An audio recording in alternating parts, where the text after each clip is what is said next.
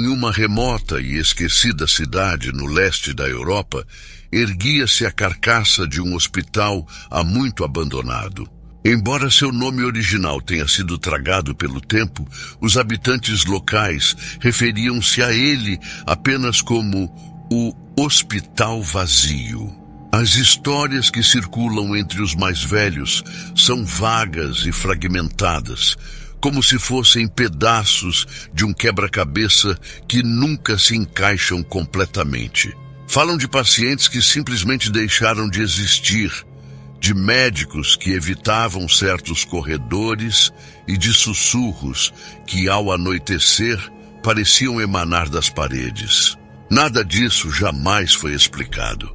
Um dia, o hospital fechou suas portas para sempre, sem aviso ou razão aparente, deixando apenas um vácuo onde deveria haver respostas. Décadas após o fechamento misterioso, o hospital se tornou um ímã para os curiosos. Entre eles estava um grupo de amigos: Daniel, Luana, Rodrigo e Beatriz. Jovens aventureiros que buscavam emoções fora do comum para apimentar suas férias. Influenciados por histórias ouvidas em um bar local e atiçados pelo desconhecido, decidiram explorar o lugar que todos evitavam. A noite escolhida era fria e sem lua, uma escuridão completa que parecia engolir o mundo ao redor. Com mochilas cheias de baterias, câmeras e lanternas, eles se aproximaram do hospital. As janelas quebradas refletiam a luz das lanternas de maneira inquietante, como se olhos invisíveis os observassem. O grupo hesitou por um momento, mas a adrenalina e a excitação de Daniel os empurrou adiante. Encontraram uma janela no térreo, sua moldura enferrujada, oferecendo pouca resistência enquanto a empurravam. Um a um, escorregaram para dentro, caindo em um corredor empoeirado que cheirava a mofo e decadência. O som do vidro quebrado sob suas botas foi rapidamente engolido pelo silêncio sufocante do lugar.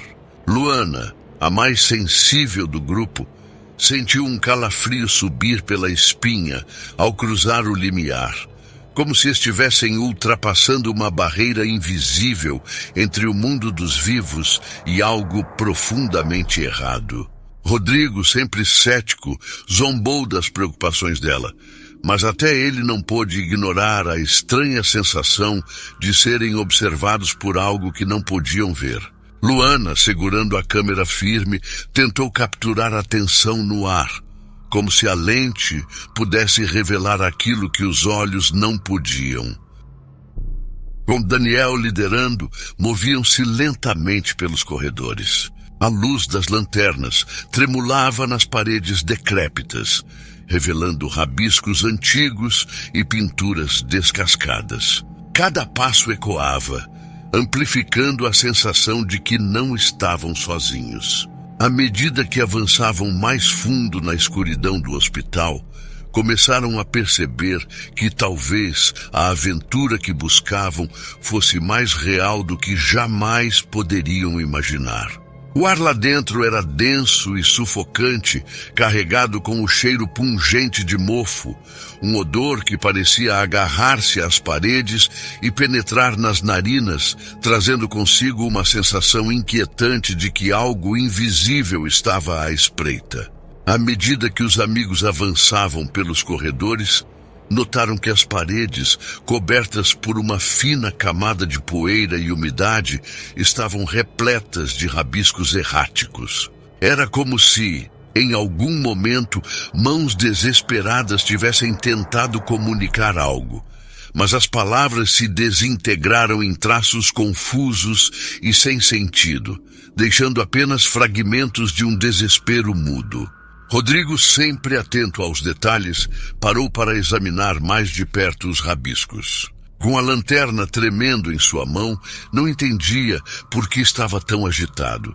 Já havia passado por lugares assim antes. Ele seguiu os contornos irregulares dos símbolos, percebendo que, apesar de inicialmente parecerem sem lógica, havia uma repetição perturbadora de formas circulares e espirais que pareciam convergir em algum ponto invisível, como se apontassem para algo escondido ou talvez evitado. O desconforto crescia em seu peito, mas ele afastou a sensação, atribuindo-a à atmosfera opressiva do lugar. Enquanto isso, as portas ao longo do corredor rangiam suavemente, como se ainda fossem usadas, ou como se o hospital, há muito abandonado, estivesse respirando de maneira sutil. Suas estruturas envelhecidas reagindo à presença dos intrusos. Cada som ecoava, multiplicando-se no silêncio absoluto e reforçando a impressão de que o edifício não estava realmente vazio, mas sim aguardando, observando-os com uma paciência sinistra, como se fosse uma criatura viva, faminta, esperando o momento certo para se revelar. Conforme avançavam pelos corredores escuros, o desconforto que pairava no ar começou a se intensificar.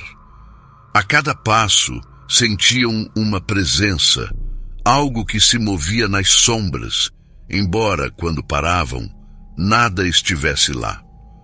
Os passos que ecoavam não eram os deles, mas de algo que parecia seguir de perto, mantendo-se à margem de sua visão.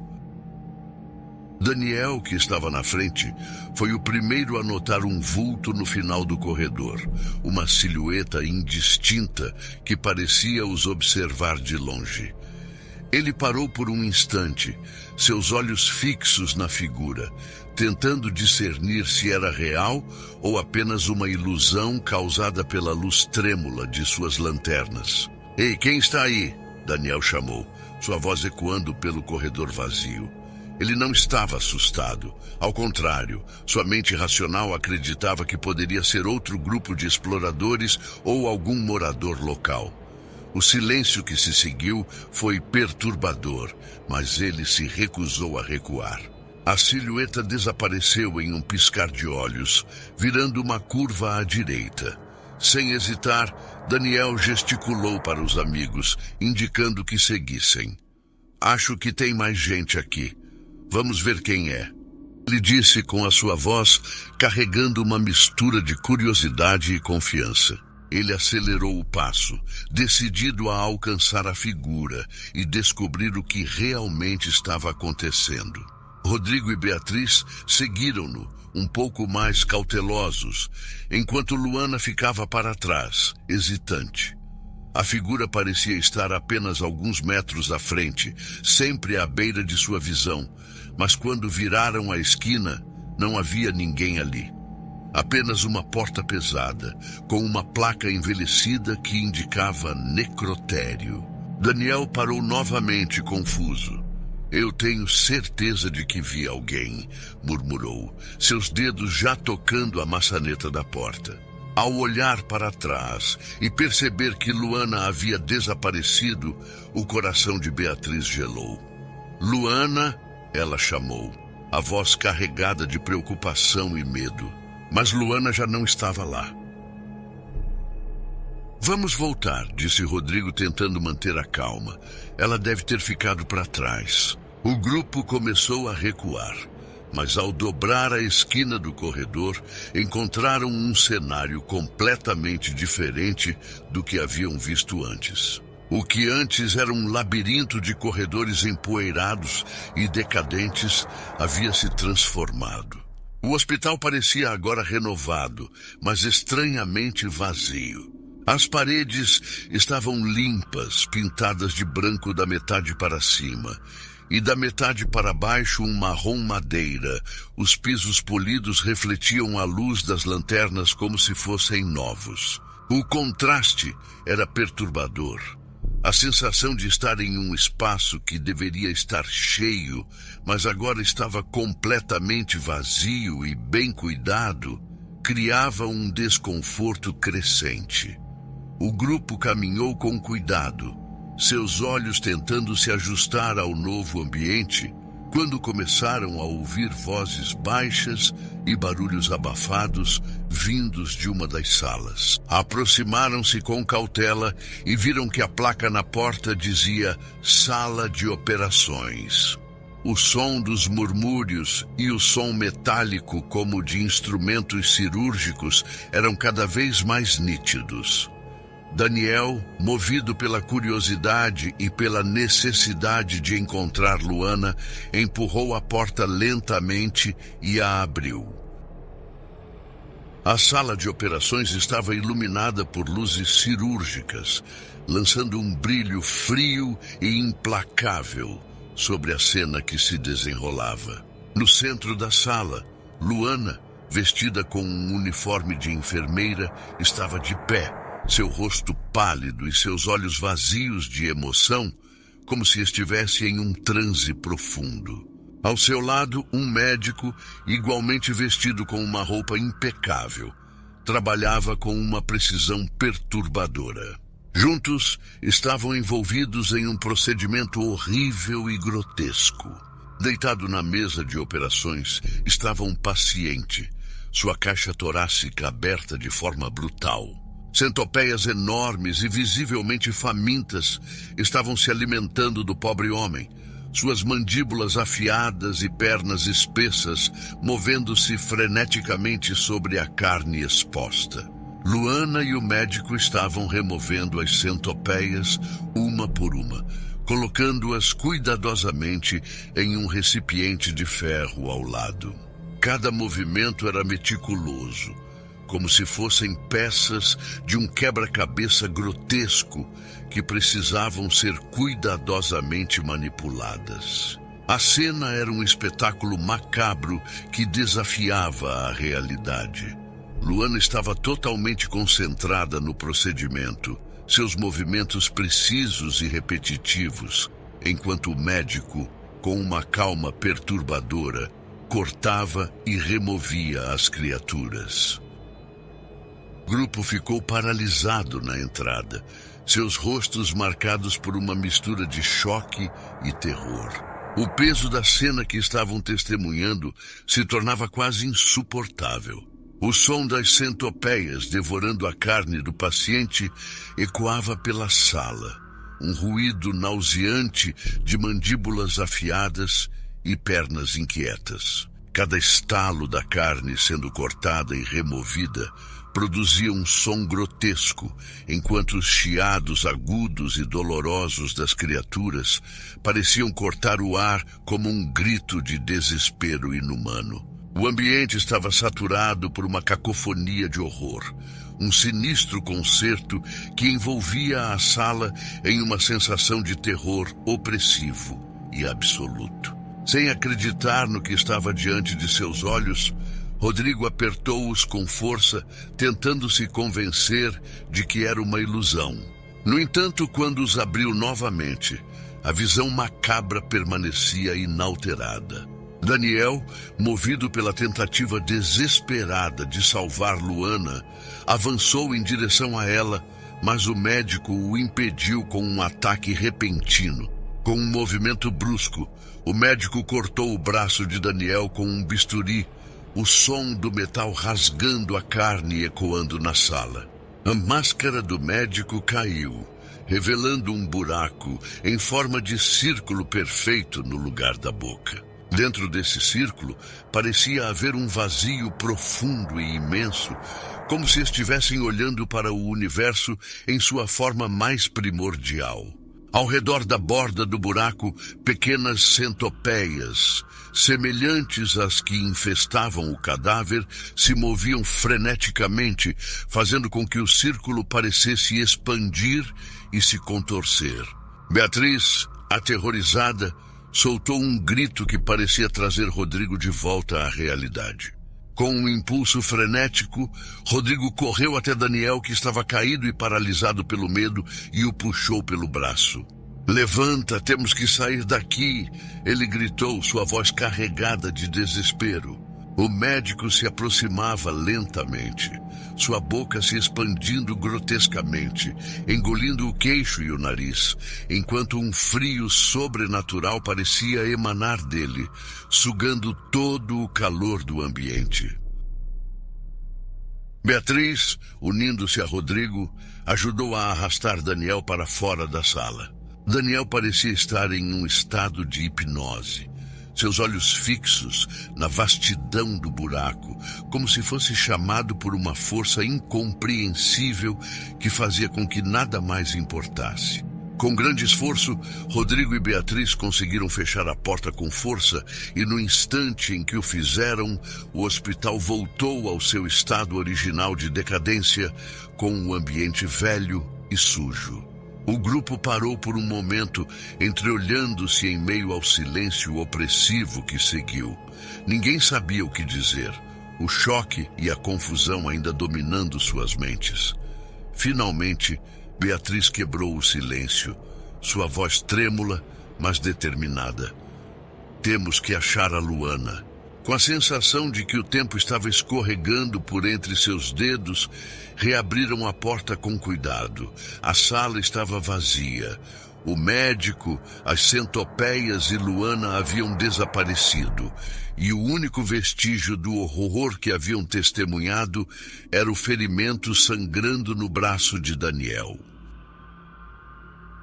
Uma sombra passou ao fundo do corredor, movendo-se silenciosamente como uma presença melancólica que escorregava pelas frestas da realidade. Seus contornos lembravam o uniforme de uma enfermeira e a ausência de som amplificava o terror que já apertava os corações do grupo. A figura seguia em direção ao necrotério, trazendo consigo uma sensação de profundo desconforto. Luana? Questionou Rodrigo, com um pressentimento ruim apertando seu peito. Desesperados para sair dali, Rodrigo decidiu que era melhor procurar ajuda. Daniel continuava parado, murmurando palavras incompreensíveis, enquanto Beatriz lutava com a decisão difícil de procurar por Luana ou fugir. Após um momento angustiante, decidiram procurar por ela antes de se retirar. Daniel ainda murmurava algo indecifrável. Beatriz o ajudava a andar. Rodrigo tomou a frente. O grupo se dirigiu novamente para a porta do necrotério. Uma sensação de presciência os envolvia, como se soubessem que algo terrível estava prestes a ser revelado. Ao abrir as portas do necrotério, o grupo se deparou com um ambiente que parecia ter sido esculpido diretamente do mais profundo horror.